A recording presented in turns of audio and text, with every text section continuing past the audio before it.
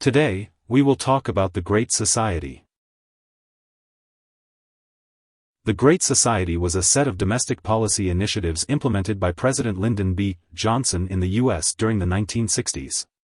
It aimed to reduce poverty, racial injustice, crime, and improve the environment. The Great Society policies were launched between 1964 and 1965. The Great Society initiatives have been compared to President Franklin D. Roosevelt's New Deal programs. President Johnson's efforts helped establish greater civil and voting rights, environmental protections, and increased aid to public schools. Johnson introduced the Office of Economic Opportunity and the Economic Opportunity Act in Congress, aiming to address underprivileged members of the U.S. He also introduced Medicare and Medicaid programs to provide health coverage for aging adults and those living in poverty.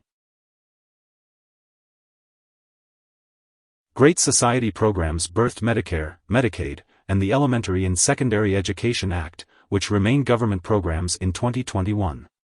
The policies inspire, educate, and lift Americans out of poverty decades after they were put into place. Johnson's government-funded programs aimed to reduce poverty and improve society, increasing education levels and reducing inequality among Americans. Unfortunately, Johnson's efforts were overshadowed by the Vietnam War and led to a tarnished reputation despite his efforts to improve life for millions of Americans. Here are 5 key takeaways. 1. The Great Society was a set of domestic policy initiatives designed under President Lyndon B. Johnson. 2. Medicare, Medicaid, the Older Americans Act, and the Elementary and Secondary Education Act, ESEA, of 1965, all remain in 2021. 3. Education, civil rights, healthcare, and education were 4 important items on Johnson's agenda. 4. These policies established greater civil and voting rights, greater environmental protections, and increased aid to public schools.